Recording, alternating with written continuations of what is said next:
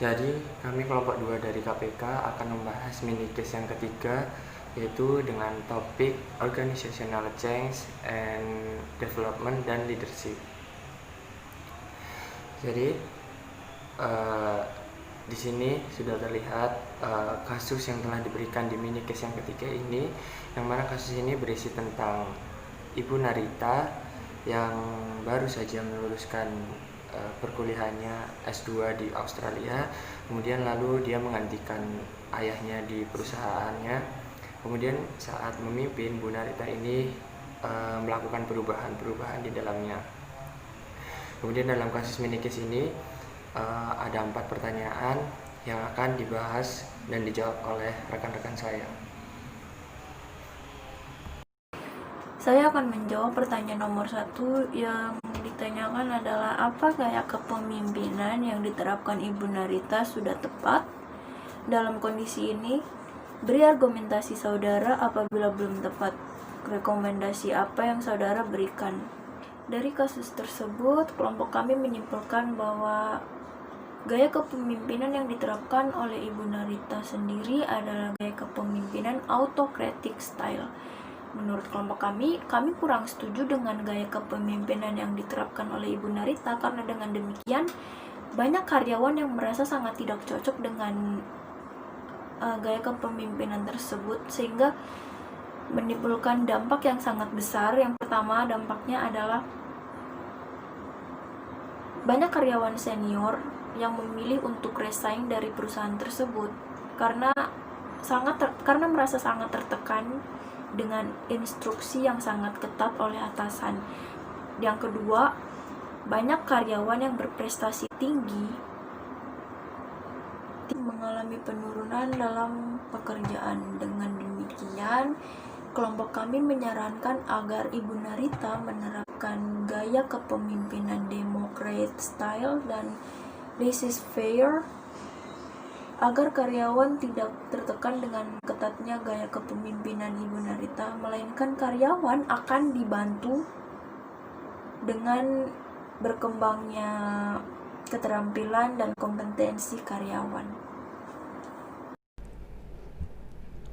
Berikutnya nomor 2. Tipe perubahan apa yang dilakukan oleh Ibu Narita? Jawabannya adalah perubahan inkremental. Penjelasannya, perubahan-perubahan yang dilakukan oleh Ibu Narita antara lain perubahan kinerja dari yang bekerja secara individual diubah menjadi kerja tim. Selain itu, berbagai pekerjaan administrasi dibuat secara komputerisasi dan sistem kompensasi berdasarkan atas kinerja dari karyawan. Oleh karena itu, dapat kami simpulkan bahwa tipe perubahan yang dilakukan Ibu Narita kepada perusahaan PT Makmur Jaya adalah perubahan inkremental, karena Ibu Narita hanya melakukan beberapa perubahan sistem dan praktik kerja secara kontinu, dan juga melakukan perbaikan teknologi pada perusahaan tersebut agar lebih selaras dengan masalah dan peluang sehingga lebih efisien. Saya akan menjawab pertanyaan nomor 3. Apakah perubahan yang dilakukan oleh Ibu Narita berhasil? Berikan argumentasi saudara. Strategi perubahan apa yang saudara tawarkan untuk dijalankan oleh Ibu Narita agar perubahan yang dilakukan dapat berhasil? Jelaskan. Menurut saya tidak berhasil, karena pada saat itu banyak karyawan yang memilih resign atau keluar dari perusahaan, dan juga banyak karyawan yang mengalami penurunan kinerja, terutama pada karyawan-karyawan senior. Pada dasarnya strategi perubahan yang dilakukan itu sudah sangat baik, tetapi kemungkinan besar strategi perubahan yang dilakukan itu tidak sesuai dengan situasi perusahaan pada saat itu, karena faktor situasional perusahaan itu sangat berpengaruh pada efektivitas dari perubahan strategi.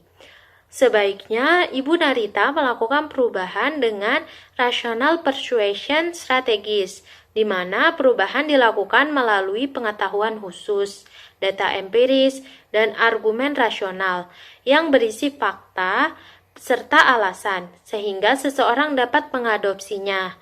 Terlebih lagi, para pemimpin dapat membuat para karyawan terinspirasi dan termotivasi untuk mencapai visi yang sebelumnya telah dikomunikasikan, terutama dalam kehidupan sehari-hari pekerjaan.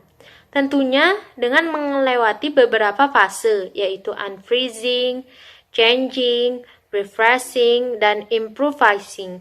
Seperti pada teori Hersey-Blanchard Situation Leadership Model yang menyatakan kesiapan karyawan serta gaya kepemimpinannya disesuaikan dengan situasional, karena hal tersebut sangat berkaitan dan berdampak terhadap hasil kerja.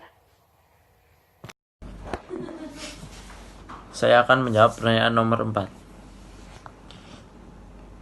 Ibu Narita untuk sekarang mungkin belum berhasil dalam memimpin perusahaan tersebut, dikarenakan perubahan yang dilakukan mendadak dan juga gaya kepemimpinan yang diambil adalah authoritative, yang mana dia mengontrol semuanya sendirian, sehingga membuat kinerja para karyawannya menjadi turun.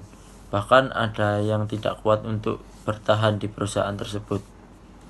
Namun apabila Ibu Narita mengerti gaya kepemimpinannya menjadi demokratik dan laissez, dan kemudian para karyawannya sudah bisa beradaptasi pada perubahan yang dilakukan, pasti di masa yang akan datang Ibu Narita bisa berhasil dalam memimpin perusahaan ini. Terima kasih. Demikian presentasi dari kelompok kami. Bila ada salah kata kami mohon maaf. Sekian dan terima kasih.